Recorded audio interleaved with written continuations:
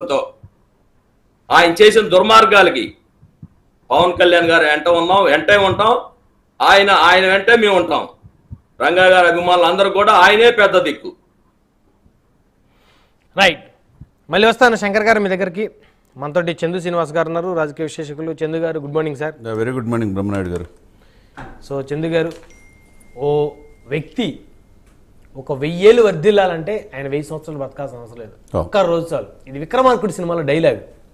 So అలాంటి డైలాగులకి suit అయ్యేటువంటి ఏకైక తెలుగు రాజకీయ నాయకుడు వంగవీటి మోహన రంగా గారు.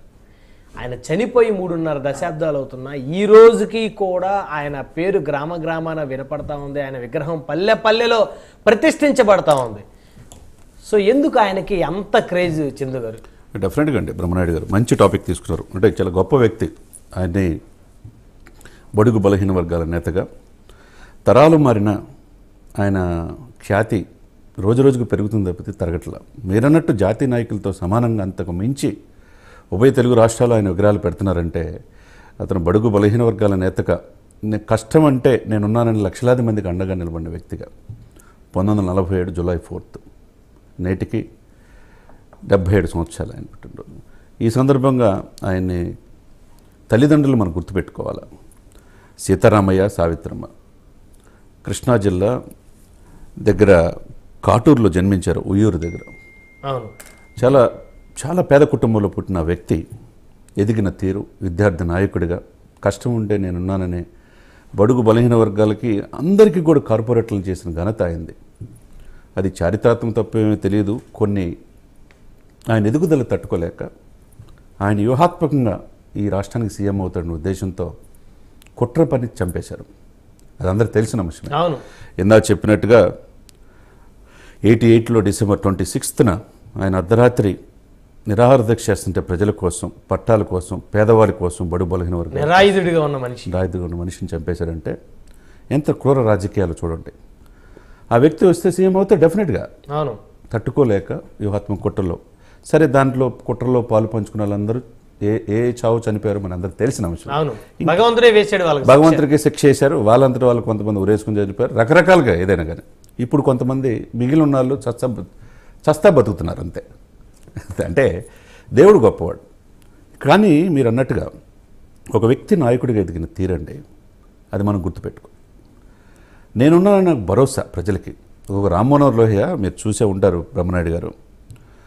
నిద్రావస్థలో ఉన్న ఈ జాతి అంటే కాపులు single largest community in the state of Andhra Pradesh. రాష్ట్రం విడిపోకముందు 36% ఉండేవాళ్ళం. ఇక్కడ 14% ఉంది, ఇప్పుడు 25% ఆంధ్రప్రదేశ్లో ఉన్నారు. ఈ నిద్రావస్థలో ఉన్న జాతిని తట్టి లేపే ఒక నాయకుడు వస్తే డెఫినెట్గా వీళ్ళు అధికారంలోకి వస్తారు. ఈ కులంతో పాటు కాపు కులంతో పాటు బడుగు బలహీన వర్గాలను కలుపుకొని వెళ్తే అని చెప్పారు. ఆ తట్టి లేపింది బ్రహ్మనాయుడు గారు. ఎవరనుకున్నారు? మొట్టమొదట స్వర్గీయ వంగవీటి మోహన్ రంగా గారు. అంటే మూడవ ప్రత్యామ్నాయం అనే పదాన్ని ఆ రోజునే ఆద్యం పోసింది ఆయన. అది చాలా చరిత్ర తెలియక చాలా మంది అనుకుంటారు. ఏ రెండు వర్గాలు, పవన్ కళ్యాణ్ గారు చాలా సందర్భాలు అంటారు, ఏ రెండు వర్గాల చేతులు అధికారం ఉండడానికి వీల్లేదు, సమాజంలో 89% సప్రెస్డ్ గ్రూప్స్ కూడా అధికారం రావాలని. ఆ రోజులోనే బీజం అంటే ఎంత దూరదృష్టితో రంగా గారు వివరించారు చూడండి. 35 సంవత్సరాల క్రితం మూడో ప్రత్యామ్నాయం రావాలని కోరుకున్నాడు ఆయన. అంటే సమాజంలో ఫలాలు అందరికీ అనుభవించాలని. ఆ రోజు రాజ్యాధికారం ఫలాలు అందరికీ సమంగా. అంబేద్కర్ గారు రాజ్యాంగం 2 సంవత్సరాలు 11 నెలల 18 రోజులు రాసేటప్పుడు సమాజంలో ఫలాలు అందరికీ అనిపించినప్పుడు రాజ్యాంగం నెరవేరిద్ది అన్నాడు. ఆ తర్వాత రంగా గారికి తెలుసు అందరినీ రాజ్యాధికారం. అంబేద్కర్ గారిని అత్యంతగా గౌరవించిన మొట్టమొదటి శాసనసభ్యులు, మొట్టమొదటి రాజకీయ నేత రంగా గారే. ఆ విధంగా ఒక బీజం వేశాడు రాజకీయాలకి. ఆ తర్వాత అది ఇంకొద్ది ముందుకు తీసుకెళ్ళింది చిరంజీవి గారు, మెగాస్టార్ చిరంజీవి. సామాజిక సమీకరణలో భాగంగా జనరల్ సీట్లో కూడా 110 మందికి బీసీలకు అందరికీ ఇచ్చి, బడుగులు మునెమ్మ, తుపాకులు మునెమ్మ, నెల్లూరు ఎటువంటి పేదవాళ్ళకి ఇచ్చి ఒక చారిత్రాత్మకమైన రాజకీయ అవసరం ఈ బడుగు బలహీన వర్గాలకి, సప్రెస్డ్ గ్రూప్స్కి ఏంటి అనేది ప్రజారాజ్యం ద్వారా చిరంజీవి గారు తెలియజేశాడు. చాలా మంది అనుకుంటారు చిరంజీవి సక్సెస్ కాలేదు. చిరంజీవి గారు సక్సెస్ అయ్యాడు.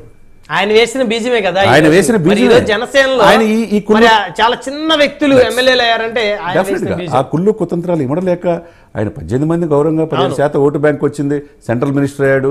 ఎంతో సేవ చేశాడు ఉభయ రాష్ట్రాలకి. ఆయనకి మెగాస్టారే. ఆ తర్వాత ఆయన రాజకీయాలు ఇమడలేకపోయాడు. తన తమ్ముడు వచ్చాడు.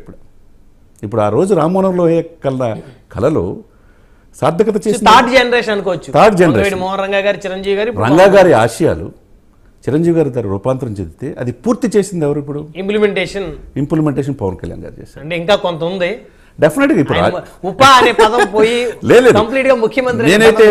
నేనైతే బ్రహ్మనాయుడు గారు ఏమనుకుంటున్నానంటే ఆల్రెడీ సహా ముఖ్యమంత్రిగానే ఉన్నాడని అనుకుంటున్నా. సరే, సమాన ప్రాధాన్యత చంద్రబాబు నాయుడు గారు ఇస్తున్నారు. ఏదైనా కానీ ఒక ఇంటర్వ్యూలో నేను చూశాను నిన్న, మన కేతిరెడ్డి గారు ప్రజానాయకుడు చెప్తే ఏమన్నాడు చూశారు కదా. గుడ్ మార్నింగ్ ఎమ్మెల్యే గారు, గుడ్ మార్నింగ్ ఎమ్మెల్యే ఏం చెప్పాడు? ప్రజల్లో ఉన్న వ్యక్తి, నేను ఓడిపోయింది ఎందుకు నాకు తెలియదు అన్న వ్యక్తి రాష్ట్రంలో అధికారం కోల్పోవడానికి ఏంటంటే కాపులంతా సంఘటితమయ్యారు. బ్రహ్మనాయుడు గారు అని చెప్తున్నా, కులం అనేది చచ్చిపోయేదాకా పోదు, నీదైనా నాదైనా. భయపడాలి చూసే కదా సార్, ఈ కులానికి ఇన్ని సీట్లు, ఈ కులానికి ఇన్ని మంత్రి పదవులు. అవును, ఇప్పుడు భారతదేశంలో రాజకీయం లేదు కదా. ఈ రోజు భయపడి బతకాల్సిన అవసరం లేదు. Single largest community in the state of Andhra Pradesh ఈ రోజున జగన్మోహన్ రెడ్డి గారు అక్రమ కేసుల మీద అనేక మంది వదిలేసిన 33 కేసులు ఉన్నాయని హరిరామజోగి గారు కేసులు త్వరితగతిన పూర్తి చేయండి అని చెప్పేసి వేస్తే నిన్న కోర్టు తీర్పిచ్చింది. తెలంగాణ కోర్టు సిబిఐ కోర్టుకి ముట్టికాయలేసి త్వరితగతిన ప్రతిరోజు విచారణ చేయమని చెప్పింది. 20 ఛార్జ్షీట్లు వేశారు, 12 సంవత్సరాల నుంచి నడుపుతున్నారని చెప్పేసి. అంటే పోరాట స్ఫూర్తి ఈ కులంలో ఉన్నది. ఆ రోజు ఆ ఆజ్యం ఎవరు రంగా గారు పోస్తే మీరన్నట్టు ఈ థర్డ్ జనరేషన్కి వచ్చే తల్లికి ఆ స్ఫూర్తితో ఎవరిని చూసుకుంటున్నారు? పవన్ కళ్యాణ్ ఒక రంగా గారిని చూసుకుంటున్నారు. ఈ రోజున ఆయన సాలిడ్గా కేతిరెడ్డి లాంటి చెప్పారు, కాపులంతా ఏకమయ్యారు. 5 దశాబ్దాల్లో వీళ్ళిద్దరు కలయిక కలగకూడదు అనుకునే పరిస్థితి నుంచి కమ్మ కాపు కలిశారు కాబట్టి ఈరోజు పవన్ కళ్యాణ్ రూపంలో అధికారంలో వచ్చింది అన్నాడు. అంటే దాన్ని బట్టి మనం అర్థం చేసుకోవచ్చు కదా. అంటే ఎన్ని వ్యూహాలు ఈ 5 దశాబ్దాల్లో పన్నారు రాజ్యాధికారులు రాకుండా ఉండటానికి. ఇప్పుడు ఆల్మోస్ట్ మీరు అన్నట్టు ఉప అనేది అంటున్నారు, ఏమో అది త్వరలో ఆ సీటు వస్తుంది. ఆ రోజు కూడా మనం వెయిట్ చేయాలి. ఇక్కడ ఏంటంటే ఒకసారి ఓర్పు నేర్పు ఉండాలి. రాజకీయాల్లో కులాలు కలిపే సిద్ధాంతాల్లో మనం పెద్దన్న పాత్ర పోషించండి అని చెప్పేసి పవన్ కళ్యాణ్ గారు చెప్పారు. అది ఈరోజు సక్సెస్ అవుతుంది. ఈ ఫార్ములాను ఈరోజు రాజ్యాధికారులు ఆంధ్రప్రదేశ్ 164 సీట్లు, ఇంత 18 మంది ఎంపీలు వచ్చినాయి అంటే 21 మంది ఎంపీలు ఏదైనా కానీ ఎవరు అనుకుంటున్నారు కింగ్ పిన్? మీరు చెప్పండి మీ నోటితో. అన్డౌటెడ్లీ పవన్ కళ్యాణ్. ఎవరు అవునుకున్నా కాదనుకున్న రాజకీయాలు. చంద్ర గారు, ప్రధానంగా మన టాపిక్ సంబంధించి ఇంత పెద్ద విశేషమైనటువంటి అభిమాన గణాన్ని సొంతం చేసుకున్నటువంటి నాయకుడు వంగవీటి మోహన్ రంగా గారికి కనీసం ఎక్కడా కూడా తెలుగు రాష్ట్రాల్లో ఒక చిన్న స్మారకం కూడా లేకపోవటం ఆయన అభిమానుల్ని ఈ రోజుకి కూడా వేధిస్తున్నటువంటి పరిస్థితి మానసికంగా. డెఫినెట్గా ఇదేంటి ఇంత పెద్ద నాయకుడు మరి ఇప్పుడు ఈరోజు ప్రతి ఎమ్మెల్యే, ప్రతి మాజీ ఎమ్మెల్యే పార్టీలకు అతీతంగా మేము రంగా గారి అభిమానులు అని చెప్పుకొని ఆయన జయంతులు వర్ధంతులు నిర్వహించేటువంటి నాయకులు మరి 2 తెలుగు రాష్ట్రాల్లో ఉన్నప్పుడు ఆ నాయకుడికి కనీసం ఎక్కడా కూడా 1 ఎకరం స్థలాన్ని మరి ప్రభుత్వం కేటాయించలేకపోయిందా? కనీసం 10 సెంట్ల స్థలాన్ని ఎక్కడ కేటాయించడానికి ఒక స్మారకాన్ని పెట్టలేకపోయిందా? అంటే బలహీన వర్గాల నేత మీద ఎందుకు ఇంత వివక్ష? ఆయన చిహ్నమే లేకుండానే ఇంకా ప్రజల మదిలో ఆయన ఉంటే మరి ఆయన చిహ్నాన్ని గనక ఎక్కడొకక్కడ ప్రదర్శిస్తే ఇంకా సజీవంగా ఉంటాడనేటువంటి కుట్ర. డెఫినెట్ కుట్రే అండి, no doubt at all. Brahmanayudu garu మీరు అవుననుకున్నా కదండి, ఇది రాజకీయ కుట్రే. ఈ కులం ఎదిగితే కష్టం మిగతా వాళ్ళకి. వీళ్ళు అగ్రెసివ్గా ఉంటారని చెప్పేసి ఇది ఏదో వీళ్ళు తీవ్రవాదులు అన్నట్టుగా ముద్రేస్తారు కాపు కులాన్ని. కాపులు ఎప్పుడు భోగిలాగానే ఉంటారు, పల్లకీలు మోయటానికే. ఈరోజు రాజ్యాధికారులు ఫస్ట్ టైం నిలబడి సాలిడ్గా ఈరోజు కూటమి వచ్చిందంటే కాపుల వల్ల వచ్చింది. కాపుల్ని నిర్లక్ష్యం చేశారు గత ప్రభుత్వాలు కూడా, పాలకులు నిర్లక్ష్యం చేశారు. మీరన్నట్టండి ఎన్టీఆర్ హెల్త్ యూనివర్సిటీకి తీసేసి ఆ పేరు మార్చి జగన్మోహన్ డాక్టర్ వైఎస్ఆర్ యూనివర్సిటీ అని ఆయన మార్చాడు. వీళ్ళు రాగానే ఆ పేరు మార్చి ఎన్టీఆర్ యూనివర్సిటీ బోర్డు తీశారు. సరే, వైఎస్ రాజశేఖర రెడ్డి విగ్రహాలు కూడా యూనివర్సిటీలన్నీ తీసేస్తున్నారు. ఇదే సమయంలో కృష్ణా జిల్లాకి నిమ్మకూరు ఎన్టీ రామారావు గారు పేరు పెట్టినప్పుడు స్వర్గీయ వంగవీటి మోహన్ రంగా పేరు ఎందుకు పెట్టరు? పెట్టాలని అడిగే వాళ్ళు ఎవరు చందు గారు? అడిగే నాయకుడు ఉండాలి, కార్యకర్త. ఆయన అభిమానులందరూ ప్రతి జిల్లాకి ఆంధ్రప్రదేశ్లో ఉన్నటువంటి డివైడ్ అయిన ప్రతి జిల్లాలో జిల్లా కలెక్టర్ గారిని కలిసి ఆయన పేరు ఒక జిల్లాకి పెట్టాలి అని చెప్పేసి వినత పత్రాన్ని ఇచ్చిన పరిస్థితి ఉంది. ఇది జిల్లాల విభజన సమయంలో, జిల్లాలకు పేర్లు పెట్టే సమయంలో. అయినప్పటికీ కూడా మరి గత ప్రభుత్వం పట్టించుకోలేదు. మరి ఆయన తరపు నుంచి పోరాడే నాయకుడు ఎవరు? మరి వారి కుమారుడు ఉంటే ఆయన కూడా ఎక్కడ కూడా వాళ్ళ అంటే తన తండ్రి పేరు పెట్టమని ఏ కొడుకు కూడా మరి ఉద్యమాలు చేయలేడు, ఒత్తిడి చేయలేడు. డెఫినెట్గా. అంటే రాధా గారు అంటే ఇప్పుడు ఒక చిన్న ఎగ్జాంపుల్ చెప్తాను సార్, ఎందుకు ఇలా జరుగుతూ ఉంటే. నేనే ఎగ్జాంపుల్ అనుకోండి.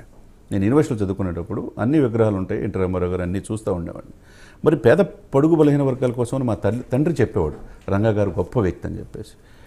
ఈ వ్యక్తి బడుగు బలహీన వర్గాలకు తన ప్రాణాలను అర్పించినప్పుడు ఈ వ్యక్తి విగ్రహం పెడితే తప్పేంటని చెప్పేసి నేను మా ఊర్లో పర్చూరులో విగ్రహం పెడతాను ప్రారంభం చేసేసి మేము ఒక నలుగురం కలిసి చేస్తే దానికి కన్సల్ట్ ఎమ్మెల్యే అక్కడ దగ్గుపాడు వెంకటేశ్వరరావు గారు.